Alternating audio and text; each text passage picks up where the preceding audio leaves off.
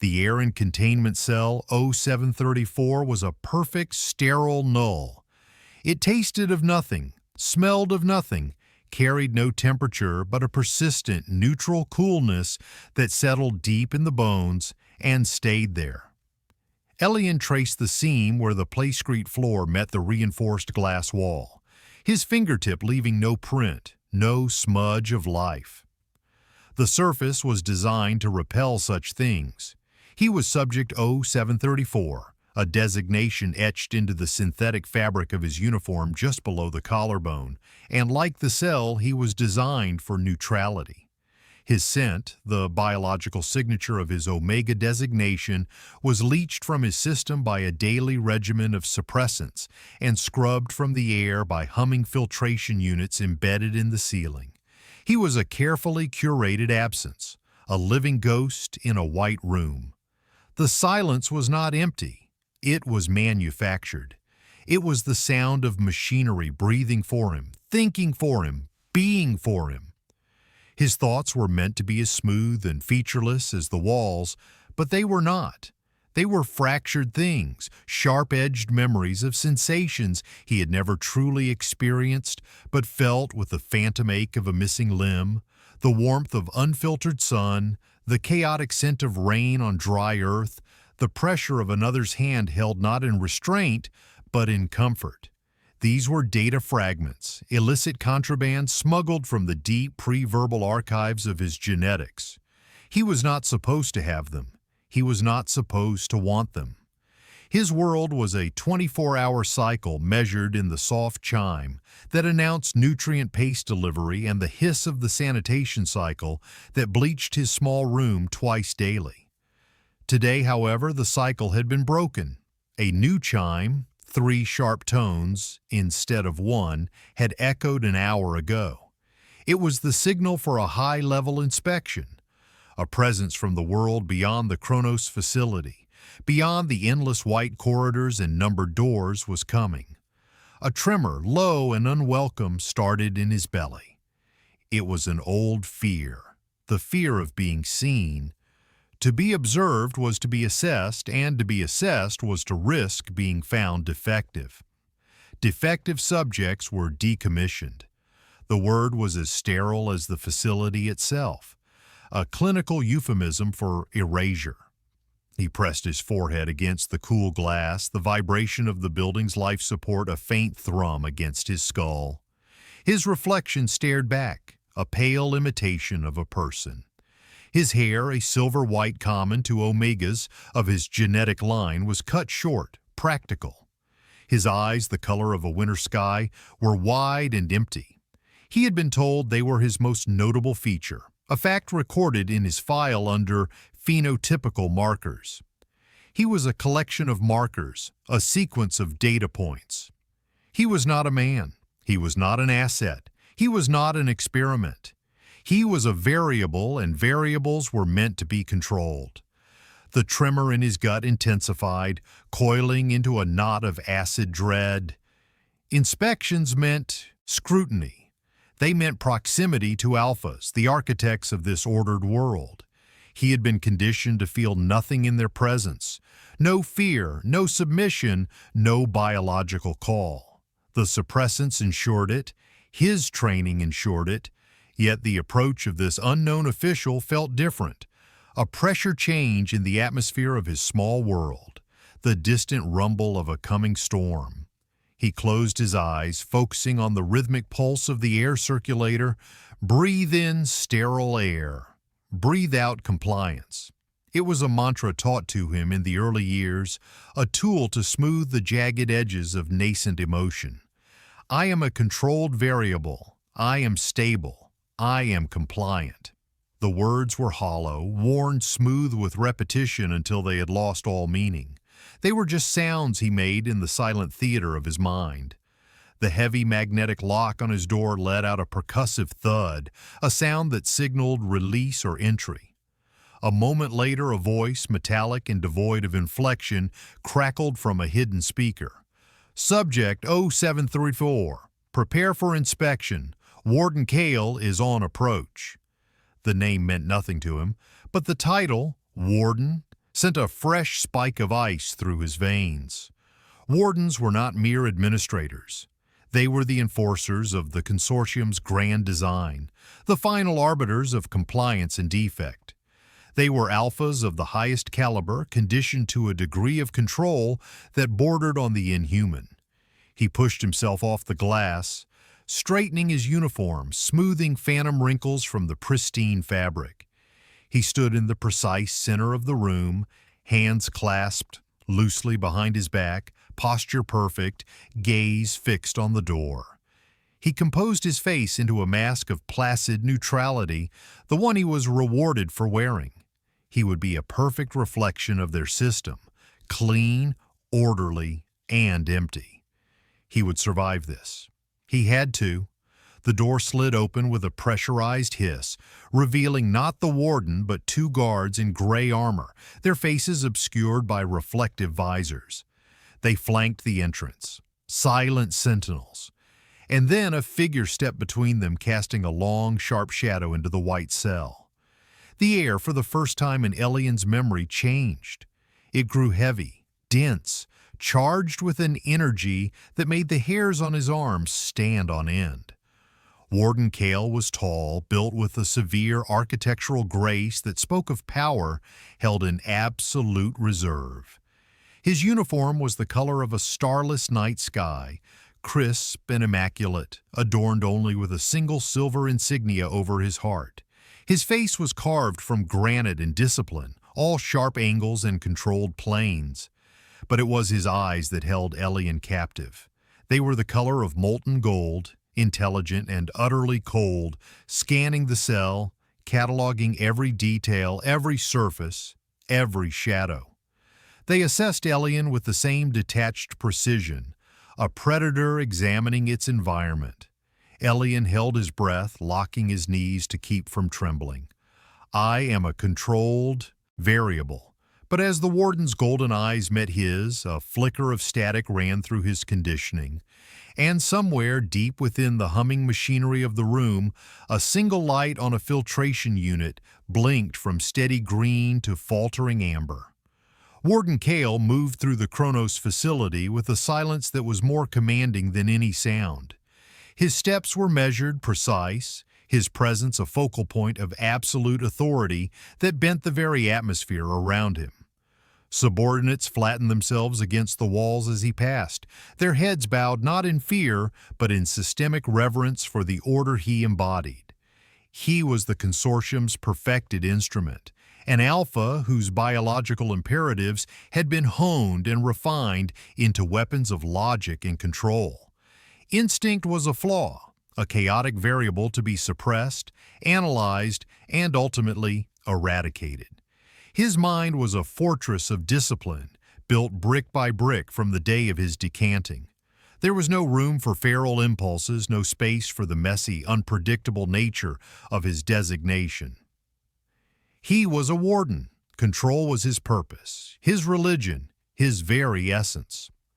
The report on the 0734 anomaly had been flagged for his personal attention due to its unusual nature. It was not a breach of protocol or a failure of conditioning in the subject, but a subtle degradation in the containment environment itself. The biofilters in the Omega's cell were registering trace elements of an unneutralized pheromone, faint and fleeting, but undeniably present. It was a mechanical failure, most likely, yet the system's inability to immediately correct it was a puzzle, and Kale despised puzzles he could not solve instantly. He saw them as a personal failing, a crack in the perfect edifice of his understanding. As he approached the containment wing, the air grew colder, the scent of industrial sterilizer more acute. He ran a gloved hand over the cool metal of a door frame, his senses attuned to the faintest vibrations in the structure. Everything was as it should be, the hum of the life support systems, the low thrum of the power conduits, the rhythmic pulse of the air recyclers. All was in order, except for the ghost in the machine within cell 0734. His escort of 2 Praetorian guards fell into step behind him, their movements synchronized, their presence a redundant but necessary part of protocol. Kale needed no protection. He was the most dangerous thing in any room he entered. The final corridor was a study in white and gray, the only color coming from the thin blue light strips that ran along the floor. The door to O734 was at the end, a slab of reinforced alloy, seamless and imposing. Dr. Aris, the facility's chief geneticist, met him there, a thin, nervous man whose own beta scent was a faint, anxious whisper of ozone and paper. "Warden Kale," Aris began, his hands fidgeting with the datapad he held. "The anomaly is persistent. We've cycled the filtration system 3 times, but the readings remain. Faint, but aberrant." "Define aberrant," Kale said, his voice low and level, a tool designed to cut through obfuscation. Aris swallowed. "The pheromonal signature is pure, uncatalogued. All our subjects are from controlled genetic lines, their profiles known to us since gestation. This scent profile does not match O734's archive data. It is elemental." Kale's expression did not change, but a flicker of something akin to interest stirred within him, an unknown variable. "Open the cell." The guards took their positions. The magnetic locks disengaged with a heavy, satisfying thud. Kale stepped across the threshold, his senses immediately on high alert. The air inside was, as expected, scrubbed clean. Cool, sterile, lifeless. In the center of the room stood the subject. O734. The file had described him as phenotypically standard for his line. Slight build, pale coloration. The file had not done him justice. The Omega was preternaturally still, his posture a testament to years of relentless conditioning. But there was a fragility to him, a sense of something fine-boned and precious held in a state of suspended animation. His silver-white hair seemed to absorb the harsh light of the cell, and his eyes, the color of a storm-heavy sky, were fixed on a point just past Kyle's shoulder. They were vacant, but it was a practiced vacancy. A shield. Kale's gaze swept the room, the smooth walls, the floor, the ceiling. He noted the filtration unit in the far corner, its indicator light a steady, healthy green. And yet, there was something. A pressure against his senses like the feeling of a sound just below the range of human hearing. It was nothing he could define, nothing he could name. It was simply a wrongness. A dissonance in the perfect symphony of control.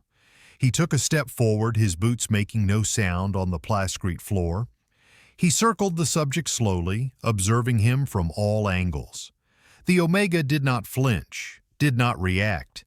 His breathing was even, his body a statue of compliance. Kyle stopped in front of him, close enough to see the faint, almost invisible pulse beating in the pale column of his throat. "Subject O734, Kale's voice was quiet, but it filled the small space entirely. "Report your status." "Status is nominal, Warden," the Omega replied. His voice was soft, a monotone that had been stripped of all inflection, but it held a strange melodic quality, like a bell rung underwater. Kyle's gaze dropped to the designation on the Omega's uniform. O734, a number, a thing. He looked back up, his golden eyes meeting those gray ones, and in that precise moment, it happened. A low groan of stressed metal echoed from the ceiling. The indicator light on the filtration unit flickered from green to amber, then to a stark, warning red. A single sharp crack, like ice breaking under pressure, and the unit went dark. The hum of the machinery died. For a full second, there was absolute silence. And then the air bloomed. A scent potent and alive flooded the cell. It was not the cloying sweetness or the musky heat of a typical Omega. This was something wild and elemental, the scent of petrichor after a lightning strike, of crushed winter pine and cold, clean starlight. It was the scent of a freedom Kyle had never known existed. It bypassed his conditioning, his training, his years of iron-willed discipline. It went straight into the oldest part of his brain, the reptilian core that had been dormant for his entire life. It was a key turning a lock he never knew was there. He took one look at the Omega, at Elian, and the world fractured. The carefully constructed fortress of his mind crumbled to dust. The cold, calculating warden ceased to exist. In his place, something ancient and powerful rose up, a predator that had been starved for a lifetime. His vision narrowed, tunneling until the pale, terrified face of the Omega was the only thing in existence. The gold in his eyes bled out, consumed by black, dilating pupils until only a thin, burning rim of color remained. His lips peeled back from his teeth in a silent, involuntary snarl. The alpha inside him, the one he had been assured was nothing more than a vestigial echo, broke its chains. And it was ravenous. The world dissolved into scent and sound. For Elian, the failure of the filtration unit was an internal cataclysm. The sudden, shocking rush of his own scent, freed after a lifetime of chemical imprisonment, was a sensory assault. It was like hearing his own voice for the first time, a voice that was deeper and richer and more terrifyingly real than he could have ever imagined. It filled his lungs, his head, his blood. It was him. This wild, clean, sharp scent of winter and storm. It was him. He felt a dizzying, nauseating wave of self-awareness, a sudden, brutal introduction to a part of himself that had been systematically amputated. He was no longer a null. He was an Omega. The realization was a brand of hot iron against his soul. But his own shock was instantly eclipsed by the change in the warden. The shift was not gradual. It was instantaneous, a violent tearing of reality. The man of perfect, cold control vanished. The air around him crackled with a palpable, oppressive pressure, a wave of raw, possessive intent so powerful it made Elian's knees buckle. And his eyes. The warden's eyes, once the color of cold, hard currency, were now twin abysses, black holes ringed with feral gold. They were not human eyes. They were the eyes of a predator that has just spotted its prey after a long, hard hunt. They were fixed on him, and in them Elian saw a terrifying trinity of emotions: shock, hunger, and a profound, earth-shattering recognition. This was the thing he had been warned about his entire life. This was the feral nature of an alpha, the loss of control, the descent into mindless instinct that the consortium had built its entire philosophy on, preventing. He had seen vidsims of it in his conditioning, alphas tearing, breaking, claiming, their humanity stripped away by the scent of an Omega in distress. A raw, primal fear, colder and deeper than any fear of decommissioning, seized him. He stumbled back, his body acting on an instinct he didn't know he possessed, a desperate flight response. His back hit the cool glass of the far wall with a dull thud. His breath hitched, trapped in his throat. He saw the warden's nostrils flare, saw the muscles in his jaw bunch and cord. A low growl, a sound that was not human, rumbled in the alpha's chest, a vibration Elian felt in his own bones across the distance of the small cell. From Kale's perspective, the universe had collapsed to a single point of sensory data: the Omega. The scent was a symphony of everything he had been denied, a complex chord of purity, strength, and a heartbreaking vulnerability that called to every protective, possessive fiber of his being. His mind, once a sterile chamber of logic, was now a maelstrom of new, overwhelming input. Mine. The word was not a thought. It was a fundamental truth that slammed into his consciousness with the force of a physical blow. It was a revelation that rewrote his entire existence in a single, brutal syllable: mine. Protect. Claim. The guards at the door, forgotten until now, reacted to the warden's alarming transformation.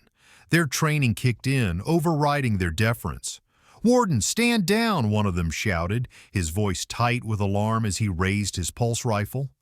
The other slammed his hand against a red panel on the wall. An alarm shrieked to life, a deafening metallic scream that tore through the sudden intimacy of the moment. Red lights bathed the white cell in a bloody, pulsating glow. Containment breach in Sector Gamma. Subject 0734. Initiate lockdown protocol. The voice from the comm system was tinny and panicked. The sound of the alarm, the shouting, the flashing lights, it was all just noise on the periphery of Kyle's new reality. The only thing that mattered was the source of the scent, the pale figure pressed against the glass, his wide, terrified eyes a mirror of Kale's own internal chaos. The threat, however, registered. The guard's rifle was pointed not at him, but at the Omega, at his Omega. A surge of protective fury, black and absolute, roared through him. Before the guard could even tense his finger on the trigger, Kale moved. He was a blur of black cloth and focused violence. He crossed the cell in 2 silent strides, his hand shooting out to grip the barrel of the rifle. There was a sickening crack of metal and bone as he wrenched the weapon, twisting it with impossible strength until the guard screamed, his wrist snapping. The rifle clattered to the floor. Kyle didn't spare the man a second glance. His entire focus was on Elian, shielding him with his own body, placing himself between the Omega and the perceived threat. He pressed Elian further into the wall, not with violence, but with an instinctual, desperate need to cover him, to hide him, to protect him from a world that had suddenly become hostile. Elian flinched as the massive, warm body of the Alpha pressed against him, expecting a blow, a bite, a violation. Instead, he was enveloped. The warden's body was a shield, his back to the door, his head turned, a low, menacing growl still vibrating in his chest, aimed at the guards. Through the layers of his uniform, Elian could feel the frantic, hammering beat of the Alpha's heart.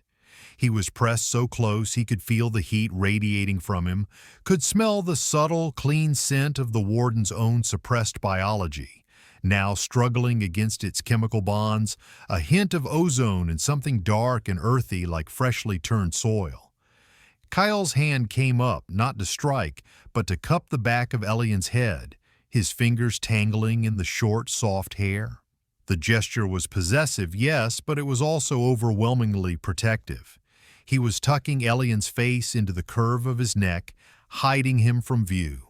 "Stand down," Kyle snarled at the remaining guard, and his voice was a different instrument now, rougher, deeper, laced with an authority that was no longer organizational but primal. A true Alpha's command. The guard, to his credit, hesitated for only a second before his training won out. He backed out of the doorway. A moment later, a heavy metal shutter slammed down over the entrance, sealing them inside. The primary alarm cut off, replaced by a lower, more ominous hum. The red lights continued their silent, frantic pulse. They were trapped. Kale and Elian, Alpha and Omega, alone in the sudden, bloody dark. The scent of storm and pine filled the air, mingling with the low growl that still rumbled in the warden's chest, a promise of violence to anyone who dared to harm what he had, in the space of a single heartbeat, claimed as his own. The silence that descended after the shutter slammed down was heavier than the noise it replaced. It was a weighted, breathing thing, thick with the scent of pine and ozone and the electric tang of raw fear. The emergency lights painted the small cell in strobing swaths of crimson, catching the glint of the warden's feral eyes, the stark white of Elian's uniform, the dark shape of the fallen guard's rifle on the floor. Kale remained a wall of heat and muscle, shielding Elian from a threat that was now sealed outside. The growl in his chest subsided into a low, continuous rumble, the sound of a storm receding but not gone. His mind was a battlefield. The warden, the logical, disciplined creature of the consortium, was reeling, trying to process the data, to categorize the overwhelming sensory input. He was analyzing the physiological response, the accelerated heart rate, the adrenal surge, the pheromonal cascade. He was identifying the instinctual imperatives: protect the Omega, neutralize threats, establish dominance. But the Alpha, the raw, primal being that had been awakened, was not interested in analysis. It was consumed by the reality of the Omega in its arms, the fragility of the pulse beating against its own chest, the intoxicating scent that was now the very air it breathed. The conflict was dizzying, a violent schism of self that left him trembling with the effort of control. He had to regain command. He had to reassert the warden over the beast. He forced his breathing to slow, drawing in the scent of the Omega, not with animalistic hunger, but with deliberate, measured breaths. He focused on the details: the softness of the silver-white hair beneath his fingers, the slight, bird-like tremor of the body pressed against his, the terrified, hitching breaths near his ear. This was not a concept. This was not a data point labeled 0734. This was a living, breathing person, and he was terrified. The realization cut through the red haze of instinct with the sharpness of glass. He is afraid of me. The thought was a douse of ice water. Kyle loosened his grip slightly, a minute adjustment, but the effect on Elian was immediate. The smaller man flinched, a small, wounded sound escaping his lips. Kyle froze. He was the threat now. He was the monster in the dark. He had to communicate safety, but the primal part of him knew only the language of dominance and possession, and the human part had forgotten how to speak of anything else. Meanwhile, Elian was trapped in a nightmare, pressed against the hard wall by a body that radiated both immense danger and an incomprehensible protectiveness. He was drowning in sensation. The Alpha's scent, a dark counterpoint to his own, was a heavy blanket, making it hard to think. He could feel the tension in the warden's muscles, the barely leashed power thrumming through him. He waited for the inevitable, the bite, the claim, the brutal act of possession his conditioning had promised him. Yet, it didn't come. The hand in his hair was firm, but not painful.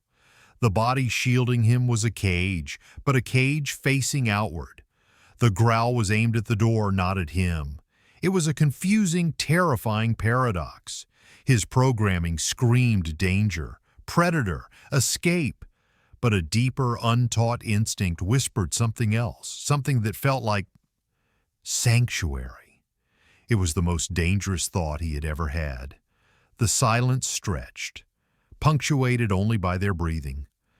Outside the cell, Kyle could hear the muffled sounds of activity, the clank of magnetic boots, the low murmur of voices over comms. They were assessing the situation.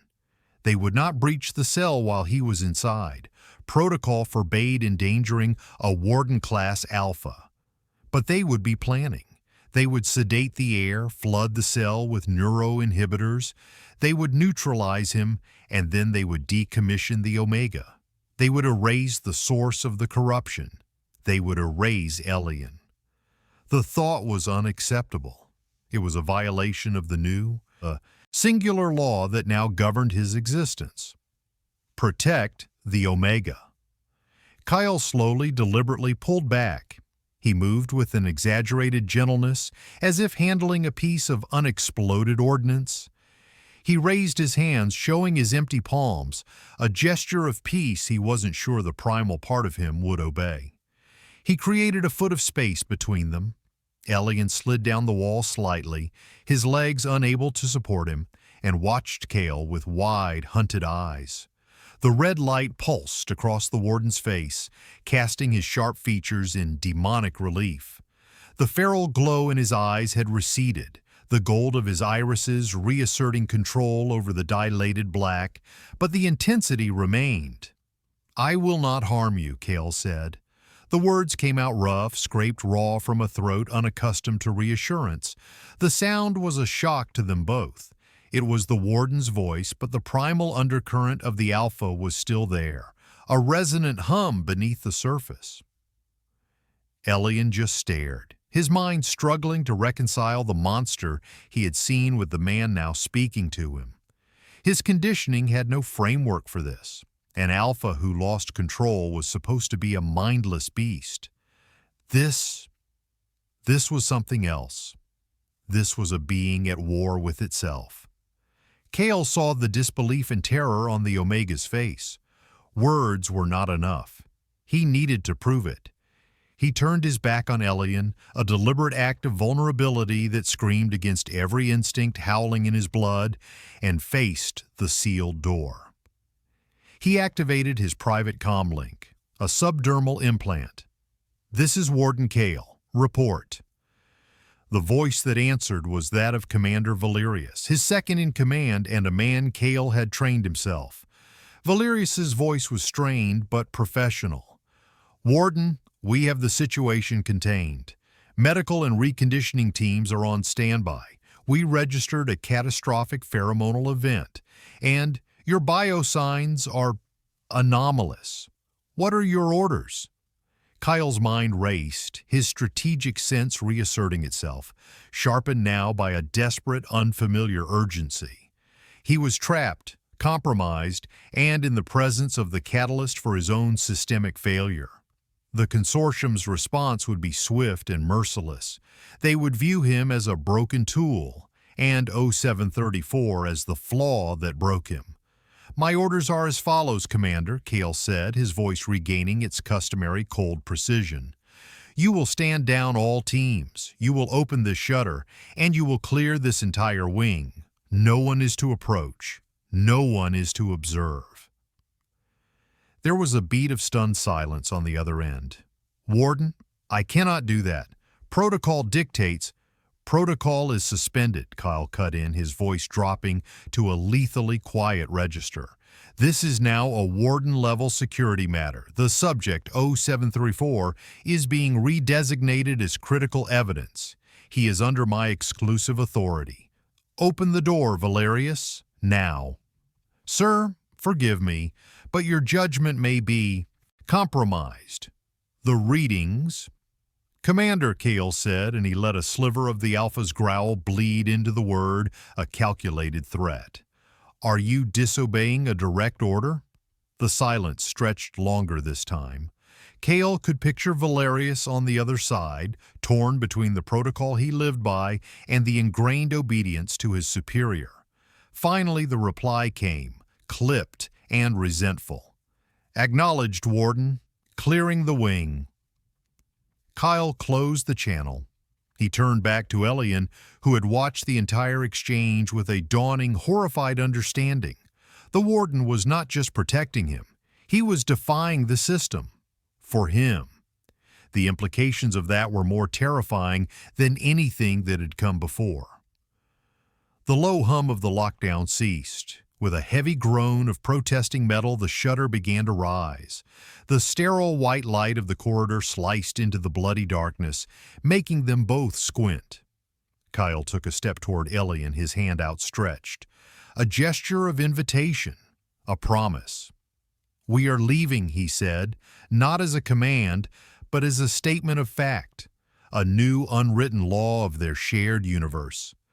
The journey from the containment cell was a masterclass in controlled chaos.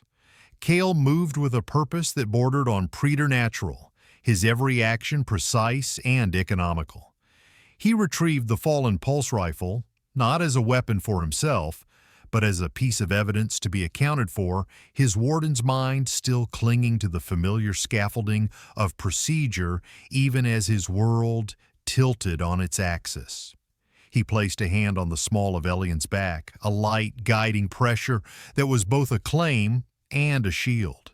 The touch was electric, a point of heat that burned through the thin fabric of Elian's uniform, sending a tremor through his entire body. He flinched, but did not pull away, his fear of the warden now warring with a greater fear of the empty, hostile corridor that stretched before them. The wing was deserted, as Kyle had commanded. The silence was absolute, broken only by the soft scuff of their boots and the distant mournful echo of the facility's primary alarm system being reset. Emergency lights had been replaced by the standard cold blue-white luminescence that bleached all color from the world, rendering everything in shades of gray. Alien felt exposed, stripped bare. Without the neutralizing filters of his cell, his own scent felt like a cloak of shame, a signal flare announcing his defective nature to the world. He could feel it clinging to him, could almost see it, a shimmering haze in the sterile air. And he was intensely, agonizingly aware of the alpha walking beside him. Kale's scent was still largely suppressed, but traces of it were beginning to escape the failing inhibitors in his system. That dark, earthy smell of ozone and wet soil, a scent that spoke of power and storms in deep, hidden places. It was a terrifying and compelling counterpoint to his own. It made his teeth ache. Kyle led, them not towards the main exit, but deeper into the facility's labyrinthine structure, taking service corridors and maintenance tunnels that were not on any public schematic. His knowledge of the facility was intimate, architectural. He moved like a phantom through its veins, his presence triggering access panels and overriding security checkpoints with a series of silent coded signals from his subdermal comm. He was dismantling the system from within, using the keys he had been given to unlock his own cage. His mind was a whirlwind of calculations. Valerius would have logged his insubordination. A report would already be on its way to Central Command. They would interpret his actions as a catastrophic failure of conditioning, a primal regression. They would send a specialist team not to negotiate, but to neutralize. He estimated he had 20 minutes, 30 at most, before the entire facility was locked down on a level he could not override. He had to get them to the sublevels, to the old geothermal vents that were a forgotten relic of the facility's original construction. It was their only way out. As they moved, he was constantly monitoring Elian from his peripheral vision. The Omega was stumbling, his body unaccustomed to rapid movement, his mind clearly reeling from the sensory and emotional shock. His face was pale, his breathing shallow. The suppressants that had been his life's blood were wearing off, and the sudden onset of his own biology was a systemic poison. He was a creature of the cage, and the sudden prospect of the sky was a terrifying, crushing weight. "You must keep up," Kale said, his voice low but firm, the words clipped. He felt a pang of something he couldn't name, a harsh, protective urge that felt like anger but wasn't. He wanted to slow down, to find a safe place, to allow the Omega to recover. But there was no time. Safety was a luxury they had lost the moment the filter broke. Elian nodded numbly, forcing his legs to move faster. The warden's voice was devoid of comfort, a cold, hard tool to force compliance. And yet the hand on his back remained, a steady, grounding pressure in the swirling chaos of his senses. They descended a narrow spiral staircase, the metal groaning under their weight, and emerged into the facility's underbelly. Here the sterile white gave way to raw, unfinished rockcrete and the raw thrum of massive machinery. The air was warmer, thick with the smell of hot metal, lubricants, and charged ions from the power conduits that snaked across the ceiling like metallic vines. This was the facility's engine room, its beating, mechanical heart. Elian shrank from the noise, the sheer scale of it. He had never known a space so vast, so loud, so full of raw, untamed power. It was overwhelming. Kale pulled him into the shadow of a colossal coolant pump. He needed a moment. He needed information. He looked down at Elian, whose gray eyes were wide with a mixture of terror and exhaustion. The mask of neutrality he had worn in the cell was gone, and in its place was a raw, heartbreaking vulnerability. "They have kept you here your entire life," Kyle stated. It was not a question. Elian gave a short, jerky nod, unable to speak. "Your designation," Kale continued, his voice clinical, the warden reasserting himself, seeking data. "Your file says you are from the L7 genetic line. Standard phenotype. But your scent, it is not standard." Elian flinched at the mention of his scent, wrapping his arms around himself as if to hold it in. I don't know," he whispered, his voice hoarse. I have never I didn't know what it was until today. The confession, the sheer devastating innocence of it, struck Kyle with unexpected force. This Omega had been so completely divorced from his own nature that he did not even recognize himself. The consortium hadn't just suppressed him, they had hollowed him out, creating a beautiful, empty vessel. And now that vessel was being filled with a lifetime of sensation in a matter of minutes. The cruelty of it was staggering. It was inefficient. It was illogical. And for the first time, Kyle felt a flicker of genuine, unadulterated rage at the system he had served. "The suppressants," Kyle said, his voice tight. "What is your dosage cycle?" "1 intravenous dose every 12 hours, a transdermal patch replaced every 24. The answer was automatic, ingrained by years of routine. Kyle did a quick calculation. The last IV dose would be wearing off. The patch would be losing its efficacy. The Omega's system was crashing, or more accurately, it was rebooting, coming online with its original unaltered programming. The consequences of that would be unpredictable. A new alarm, different from the first, began to sound, a low pulsing klaxon that vibrated through the floor. It was the lockdown warning. Their time was up. "We have to go," Kyle said, his voice urgent. He grabbed Elian's arm, his grip firmer this time, but Elian stumbled, a low gasp of pain escaping his lips. A flush of unnatural heat was spreading across his skin, visible even in the dim light. His scent, which had been a clean, sharp fragrance, was beginning to change, deepening, a note of something sweet and desperate, weaving its way through the pine and storm. It was the first sign, the precursor to a heat. A full, unsuppressed Omega heat, triggered by shock, stress, and the proximity of an unbonded alpha. Kale's own body reacted instantly.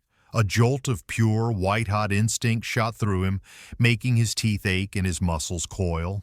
The scent was a direct command to his deepest biology, a plea and a promise that bypassed all logic. He fought it down, a wave of nausea rolling through him at the sheer effort. This changed everything. They could not run. An Omega in heat was a beacon, and Kale himself was a keg of gunpowder standing next to a lit match. He looked at Elian's flushed, pained face and then at the dark, narrow service tunnel that led to the geothermal vents. There was no choice. They had to get out. Now. Before they were consumed, not by the consortium, but by their own natures. The klaxon's pulse was a physical blow, a rhythmic punch of sound that vibrated in Elian's bones. Every beat seemed to sync with a new wave of heat that washed through him, a sickening, unfamiliar fire starting low in his belly and spreading through his limbs. His skin felt too tight, his nerves raw and screaming. The world was tilting, the cacophony of the engine room blurring into a nauseating smear of light and noise. He felt the warden's hand on his arm, pulling him forward, and he tried to obey, but his legs were clumsy, disconnected things. A low moan escaped his lips, a sound of pure misery he was powerless to contain. His own scent was changing, thickening around him like a sweet, cloying fog. He could smell the desperation in it, the biological imperative to seek something, a relief, a completion. It was shameful. It was terrifying. Kyle felt the change in the Omega as a jolt to his own system. The deepening scent was a hook sinking into his flesh, pulling him toward a precipice he knew he could not afford to approach. The alpha in him stirred, no longer just a predator, but something else now, a prospective mate, a creature driven by the ironclad genetic mandate to answer that sweet, desperate call. He had to get them into the vents, away from the facility's sensory detectors, away from anyone else. He tightened his grip, half pulling, half carrying Elian towards the dark maw of the service tunnel. "Focus," Kale commanded, his voice a low, rough rasp. He was speaking as much to himself as to the Omega. "Walk!" They plunged into the tunnel. The oppressive noise of the engine room was instantly muted, replaced by a close, damp darkness and the sound of their own frantic breathing.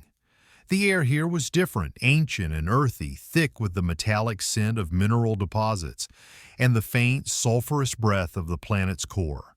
A single line of emergency lights cast long, distorted shadows, making the narrow passage feel like the throat of some great beast. The tunnel sloped downwards, its floor slick with moisture. Elian stumbled again, his knees giving out completely this time. He would have fallen if not for Kale's unyielding grip. The Alpha swore under his breath, a harsh, guttural sound. He swept Elian up into his arms in one fluid, powerful motion. The contact was shocking. Elian cried out, his hands flying up to brace against the hard wall of Kale's chest. Being held was a completely alien sensation. He was weightless, yet utterly trapped. He was pressed against the source of his terror and his body's new, traitorous craving. The heat from Kyle's body was immense, a furnace against his own feverish skin. He could feel the corded muscle of Kyle's arms, the steady, thundering beat of his heart against his ear. He buried his face in the warden's neck, a purely instinctual act of submission and a desperate attempt to hide from the overwhelming reality of their situation. The scent of ozone and storm was intoxicatingly close, and his own scent bloomed in response, a frantic, shameless plea. Kale's stride never faltered, but his entire body went rigid.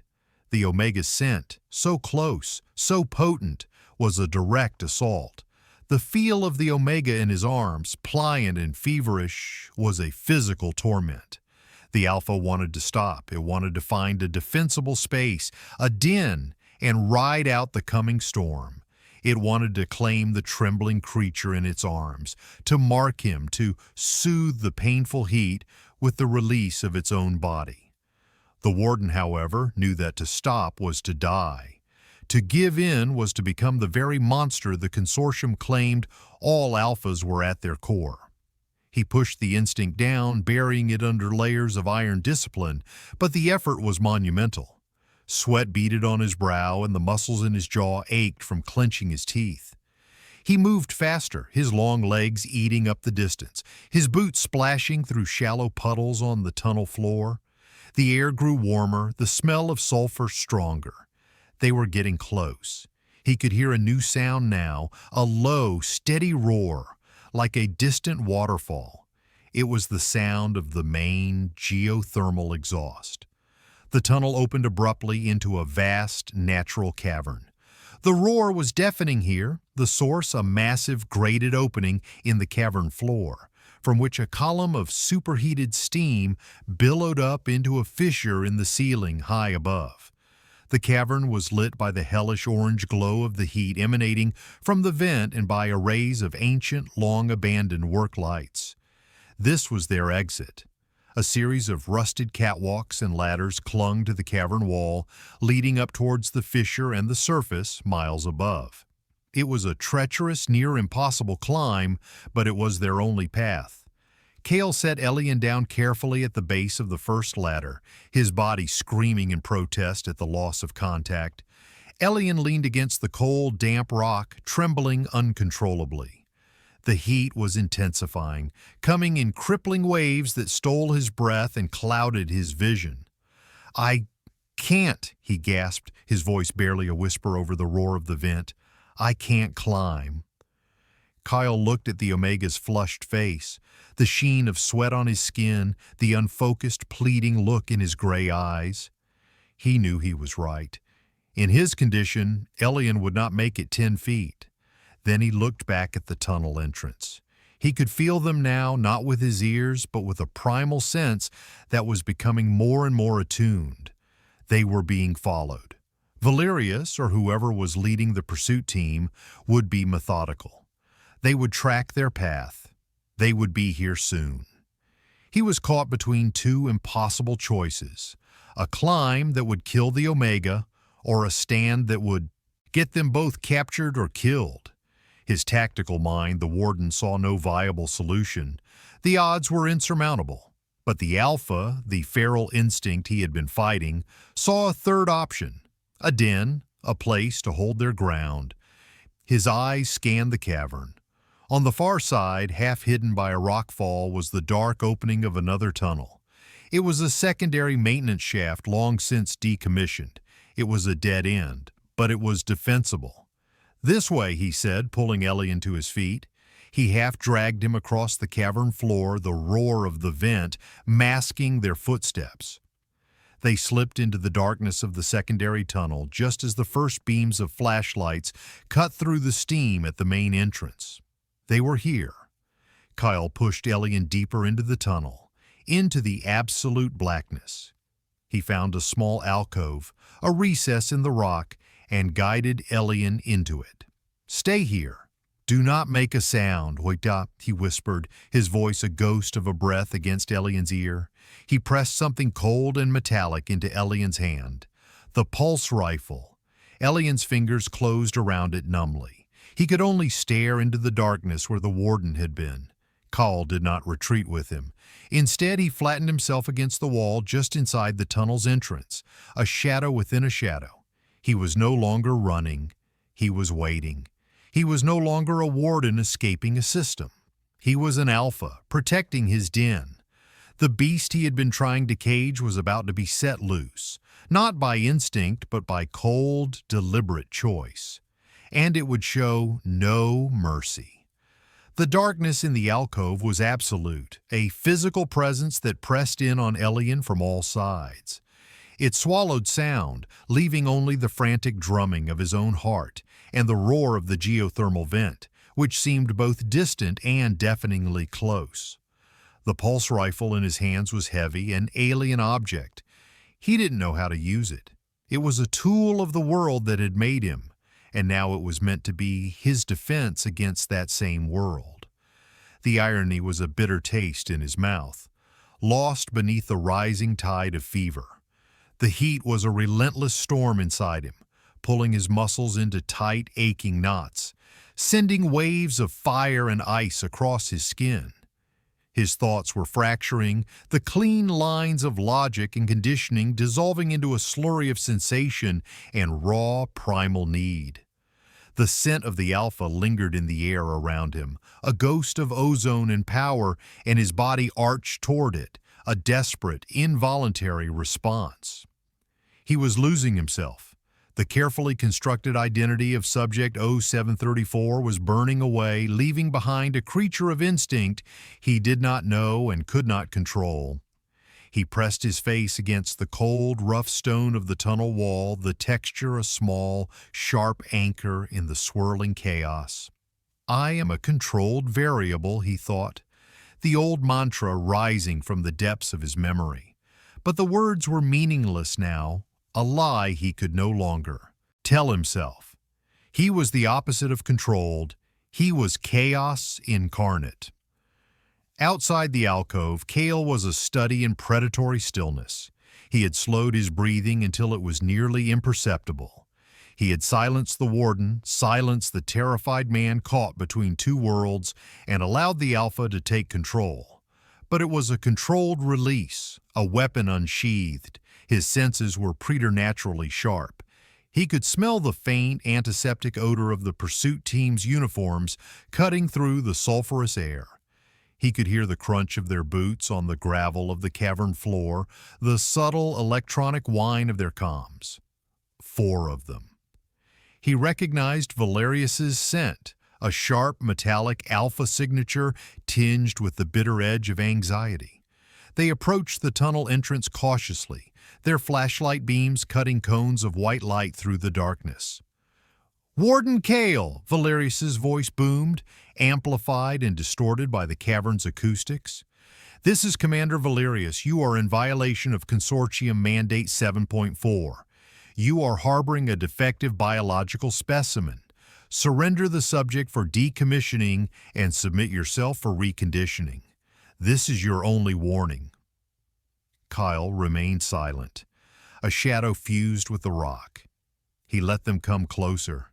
He needed them inside the tunnel, in the narrow confines where their numbers would be a liability, not an advantage. "Fan out," Valerius commanded his team. "He is compromised. Primal regression. Treat him as a hostile entity. Lethal force is authorized if he resists." The beams of their light swept into the tunnel. Kyle pressed himself tighter against the wall as a cone of light passed inches from his face. He could feel the low thrum of their pulse rifles, could smell their sweat. They were afraid. Good. The first guard stepped past him. Kale moved. It was not the precise, calculated violence of a consortium enforcer. It was the brutal, efficient motion of a predator. He exploded from the shadows, his hand clamping over the guard's mouth, stifling his cry.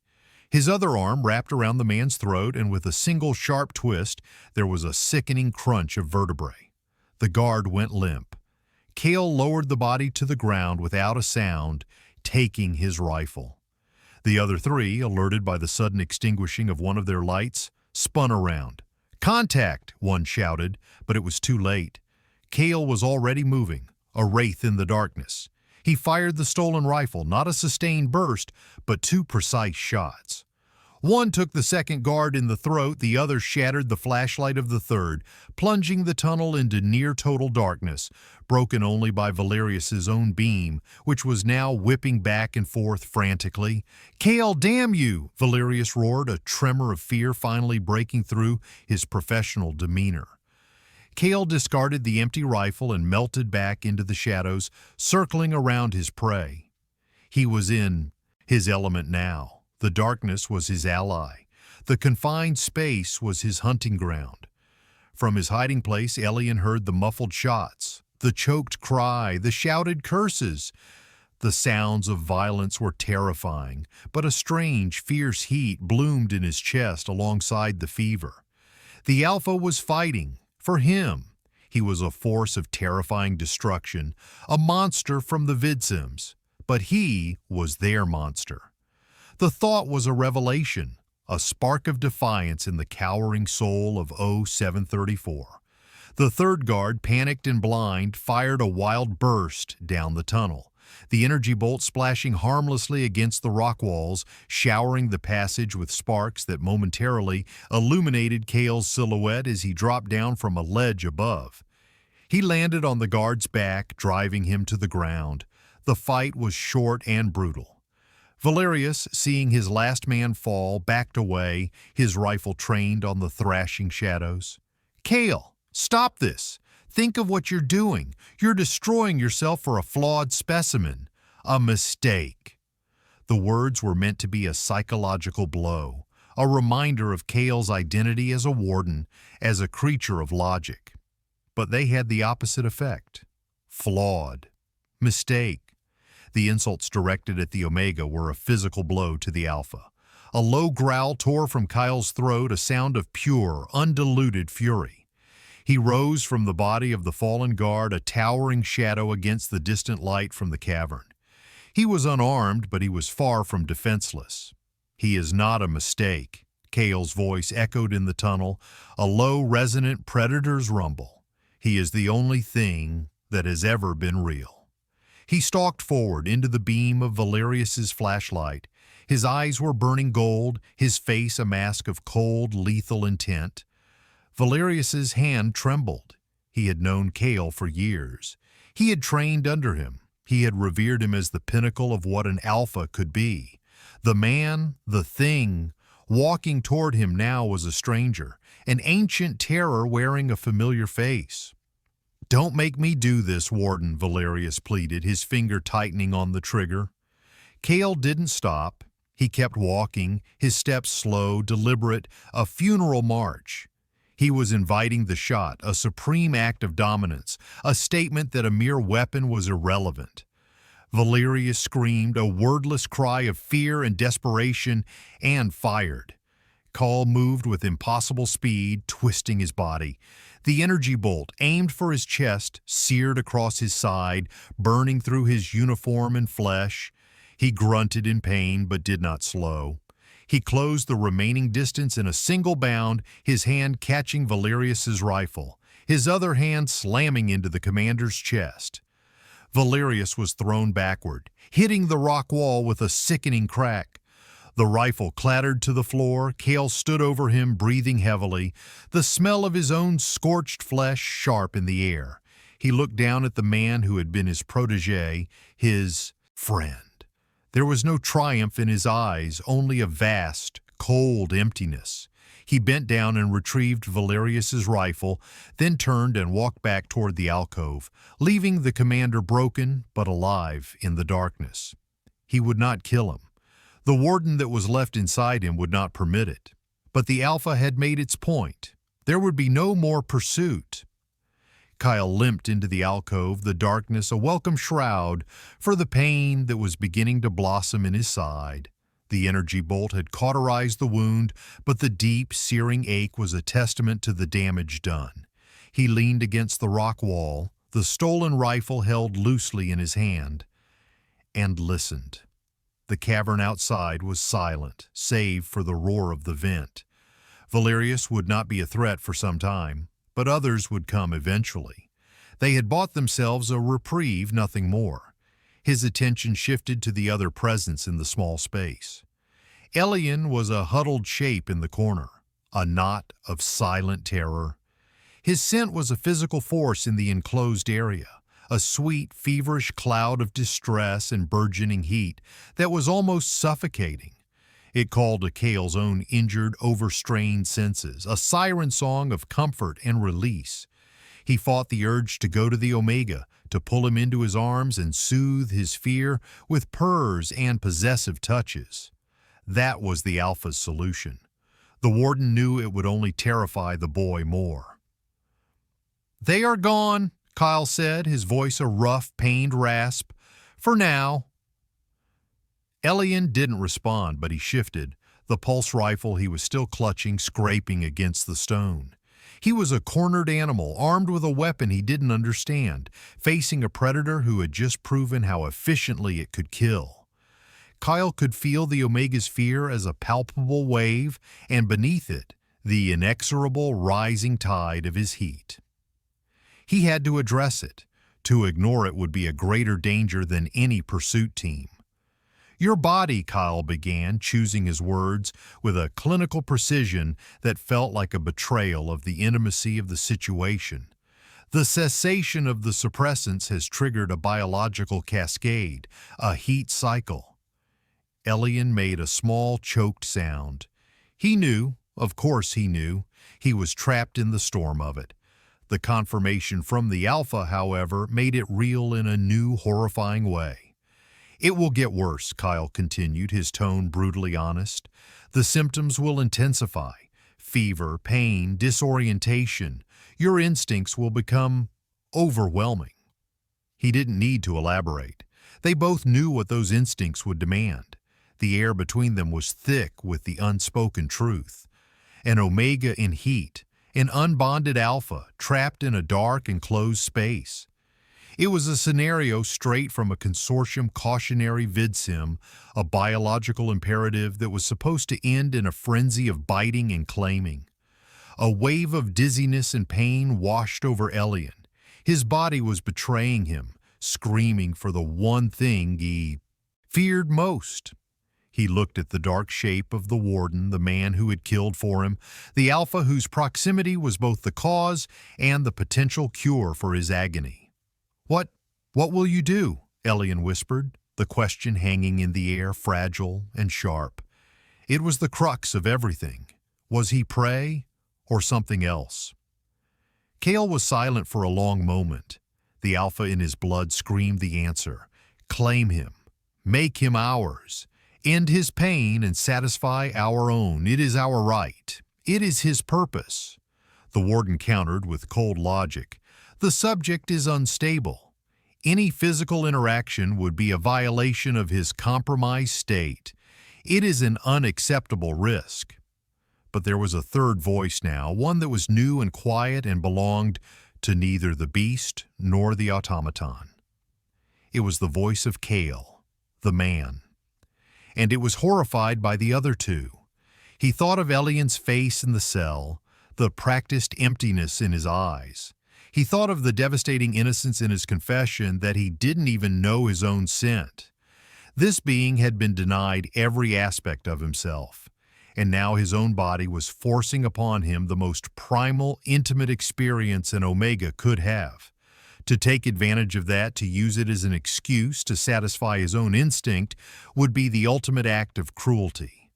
It would make him no better than the system they were fleeing. "I will do nothing you do not ask me to do," Cale said, and the words were a vow, an oath sworn against his own nature. "I will not touch you. I will protect you.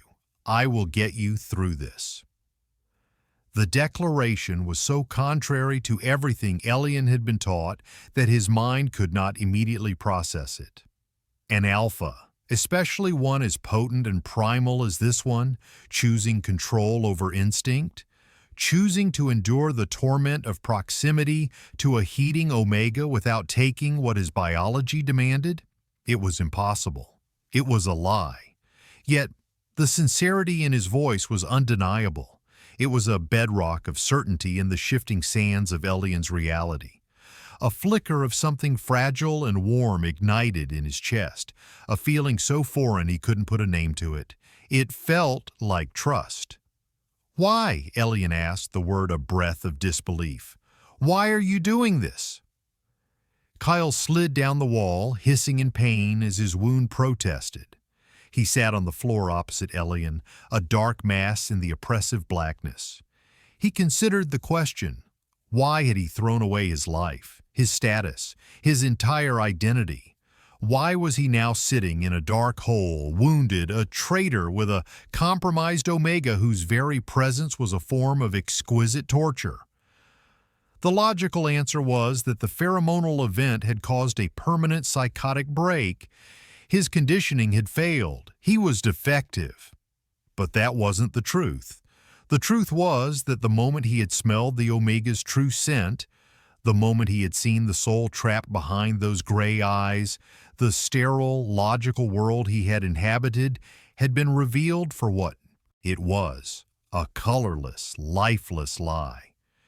Elian was not a flaw in the system.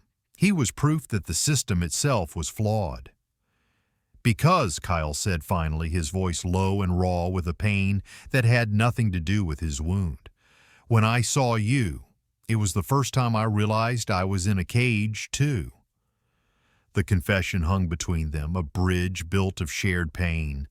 Elian stared at the darkness where Kyle sat, and for the first time he did not see a monster or a warden.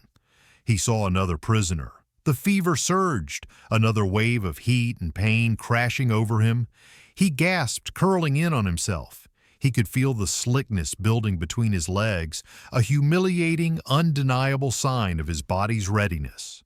The shame was a physical blow. He wanted to crawl out of his own skin. "It hurts," he whimpered, the sound torn from him against his will.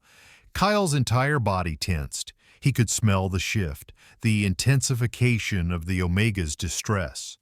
The Alpha roared in his head, a furious, protective howl, demanding he go to his mate, that he comfort him. Cale gripped the cold stock of the rifle, his knuckles white, using the pain in his side as an anchor. He would not break his vow. "I know," he said, his voice tight with the strain of his control. "Breathe. Just try to breathe. I am here. You are not alone." Elian listened to the sound of the Alpha's strained breathing in the darkness, a counterpoint to his own ragged gasps. "I am here. You are not alone." The words were simple, but they were the most profound thing anyone had ever said to him. He was not Subject 0734. He was not a defective specimen. He was a person in pain, and another person was choosing to sit with him in that pain, to guard him in the dark. The fever raged, his body wept, but in the deepest, most terrified part of his soul, the tiny, warm flicker of trust began, ever so slowly, to grow. The hours that followed were a descent into a fever dream. Time lost its meaning, measured not in minutes or hours, but in the crest and fall of agonizing waves of heat. Elian's world shrank to the confines of the dark alcove, to the rough texture of the rock beneath his cheek, and the terrifying, relentless war being waged within his own body. His thoughts, once so ordered, became a tangled morass of instinct, memory, and hallucination. He saw the white walls of his cell, but they were pulsing with a crimson light. He heard the sterile chimes of the facility, but they warped into the sound of a hungry, beating heart. His body was a stranger to him, an instrument of torture playing a song he didn't know. It arched and trembled of its own accord, seeking a friction that wasn't there. The slickness between his thighs was a constant, humiliating reminder of the depth of his body's betrayal, a shameless invitation to the alpha who sat only feet away. The scent he produced was no longer his own. It was a living entity, a desperate creature crying out for release, for a mate, for the bite that would anchor him to something solid in the swirling chaos. Through it all, Kale remained a steadfast presence in the darkness. He did not speak unless Elian cried out, and then his voice would be a low, steady rumble, offering simple, grounding words. Breathe. I am here. You are safe. Each word was a lifeline, a thread of sanity for Elian to cling to. Kyle's own battle was no less intense. He sat in silence, his back against the cold stone, the pain from his burn a dull, constant throb that he welcomed. It was a focus, something to distract from the greater agony of his senses. The scent of the Omega in full heat was a physical assault. It coated his tongue, filled his lungs, and lit up every primitive circuit in his brain. His body was a taut wire of tension, his muscles aching with the need to move, to claim, to complete the biological imperative that was screaming at him. His fangs ached in his gums, a phantom pressure demanding release. The alpha was a caged beast, pacing the confines of his skull, roaring its frustration. It was the hardest thing he had ever done, to sit there and do nothing, to deny every instinct that defined his designation.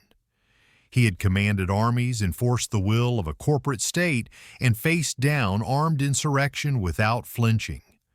But it was nothing compared to the war he was fighting against himself in this small, dark space. He was not just protecting Elian from the consortium, he was protecting him from the most dangerous part of Kale himself. At one point in the depths of his delirium, Elian began to sob, low, broken sounds of despair. The fever had broken his carefully constructed walls, and a lifetime of loneliness and terror came pouring out. Please, he wept, the word barely intelligible. Make it stop. Please. The plea was a physical blow to Kale. The alpha surged, its voice a deafening roar in his mind. He is asking. He is begging. Go to him.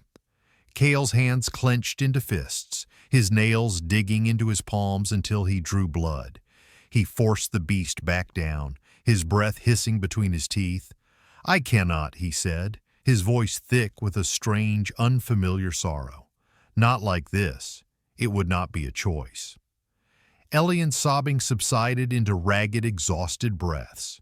He didn't understand the words, not fully, but he understood the denial. And in that denial, there was a strange kind of respect he had never been shown before. The alpha was not taking what he wanted. He was waiting for something else, for Elian. The peak of the heat came without warning, a tidal wave of sensation that threatened to drown him. A sharp, keening cry was torn from his throat as his back arched off the floor, his body convulsing with a pleasure so intense it was indistinguishable from pain. His mind went white, a blissful, terrifying emptiness. In that moment of pure, unadulterated instinct, he crawled across the floor. He was not thinking, not choosing. He was an organism following a biological map, seeking the source of the dark, steady scent that had been his only anchor. He collapsed against Kale's legs, his face pressing into the rough fabric of the warden's trousers. his body trembling with the aftershocks of his climax. He was slick with sweat and tears and his own fluid, and his scent was a dizzying, overwhelming perfume of release. Kyle went absolutely rigid, his every muscle screaming. The touch, the scent, the sheer, devastating vulnerability of the Omega at his feet, it was a test beyond endurance. He closed his eyes, his head falling back against the rock, a low groan of agony escaping his own lips. He had to get him away, he had to put distance between them, or he would break. Gently, with hands that shook with the monumental effort of his restraint, he took Elian by the shoulders. He pushed him back, creating a space between them once more. Elian whimpered at the rejection, his fever-addled mind interpreting it as a punishment. "No," Cale rasped, his voice raw. "Not because I don't want to, because I will not be another cage for you." The words, spoken with such raw, painful honesty, finally pierced through the fog of Elian's fever. He looked up, his eyes slowly focusing on the dark shape of the Alpha. A cage. His cell had been a cage. The suppressants had been a cage. His own ignorance had been a cage. He understood. An Alpha's claim, his bite, given under these circumstances, would not be an act of passion. It would be an act of ownership. It would be another form of control, another lock on another door. And this man, this terrifying, violent, gentle man, was refusing to be his jailer. As the hours wore on, the heat began to recede. The violent peaks and valleys smoothed out, the fire in his blood banking to embers. Exhaustion, profound and bone-deep, settled over him. His mind began to clear, the thoughts slowly reassembling themselves into coherent patterns. He was raw, abraded, and utterly changed. The silence in the alcove stretched, no longer fraught with tension, but filled with a kind of shared, weary peace. They had survived the storm. They had weathered it together on opposite sides of a line that neither had crossed. "Kyle," Elian said, his voice a dry, scratchy whisper. It was the first time he had said the name. It felt strange and powerful on his tongue. Kyle, who had been lost in his own exhausted trance, stirred. He opened his eyes, the faint gold in them visible even in the deep dark. "Yes, Elian," he replied, and the sound of his own name, spoken by this man, was just as profound. It was a confirmation. He was no longer 734. He was Elian.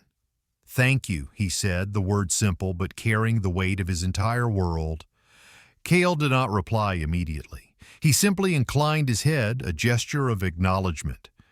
The gratitude was a balm on his own raw soul. He had not failed. He had held the line. In the quiet dark of their shared sanctuary, a new foundation was being laid, not of instinct or lust, but of something far more rare and infinitely more powerful. It was the beginning of a bond forged in fire and restraint, a connection chosen, not compelled. As the last vestiges of the heat faded, leaving behind a deep, aching exhaustion, a new kind of awareness settled over Elian. The world, which had been a storm of overwhelming sensation, began to resolve itself into sharper focus.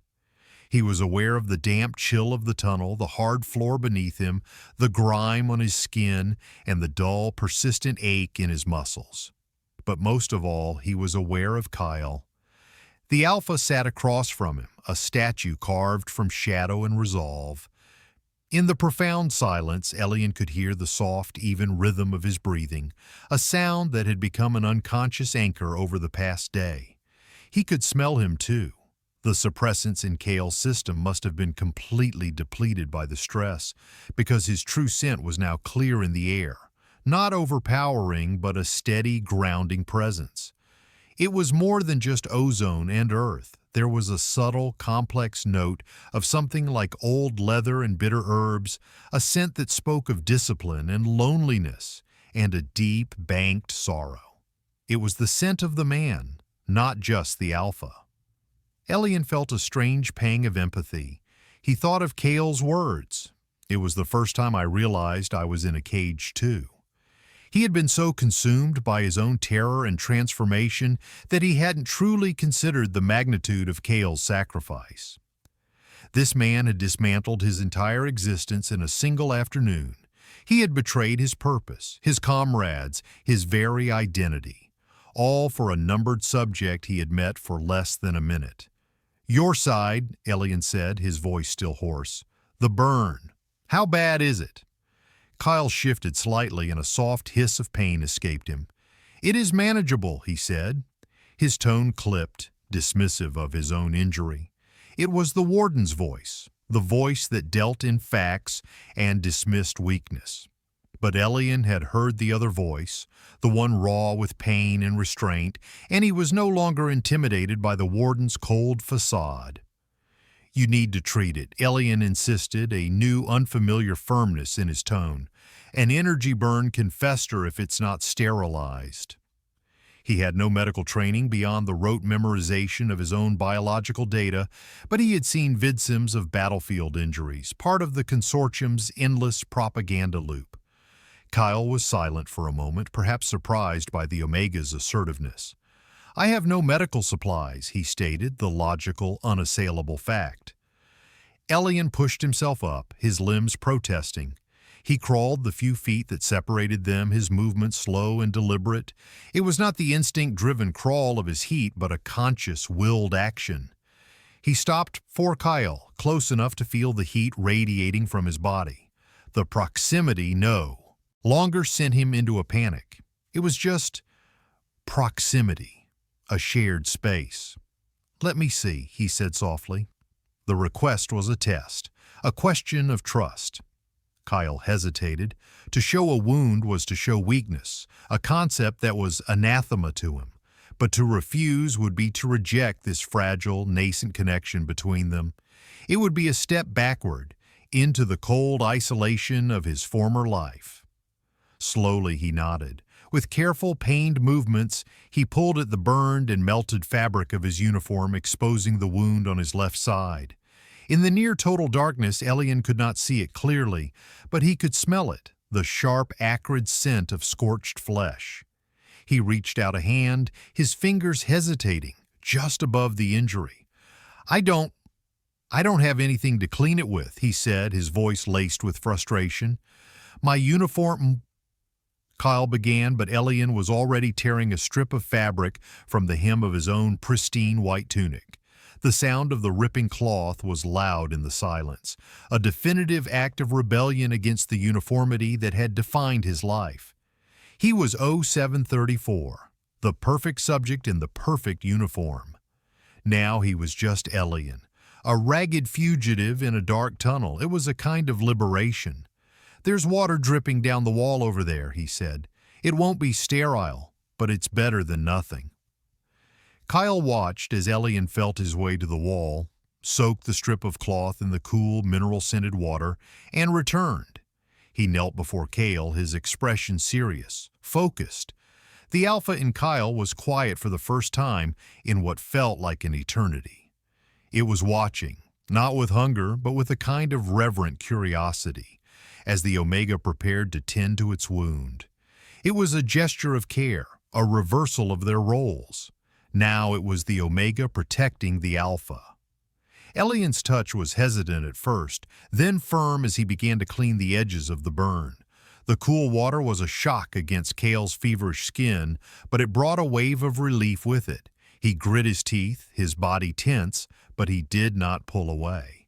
He allowed himself to be vulnerable, to be cared for.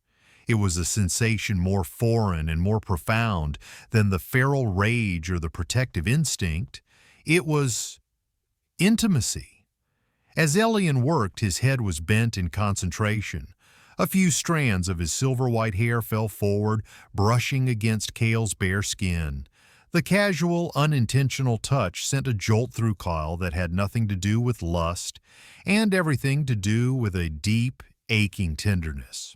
He had lived a life devoid of gentle contact. His interactions had been with trainers, superiors, and subordinates, all mediated by the strict protocols of the consortium. This simple, quiet act of nursing was the most human contact he had experienced in his entire life. When Elian was finished, he sat back on his heels. The darkness hid their expressions, which was perhaps for the best. The space between them was charged with a new, quiet emotion. "It's deep," Elian said softly. "It will scar."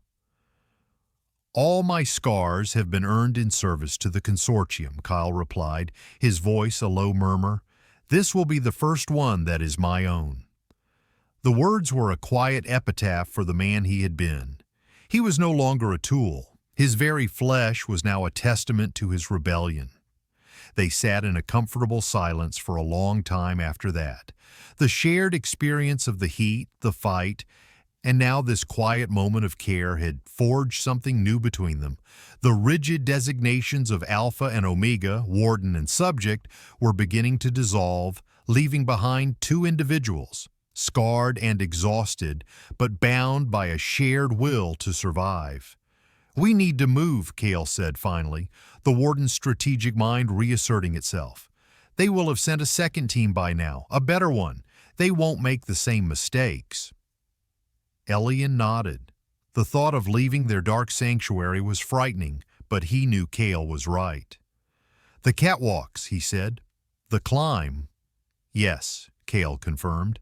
"It will be difficult, especially with my injury."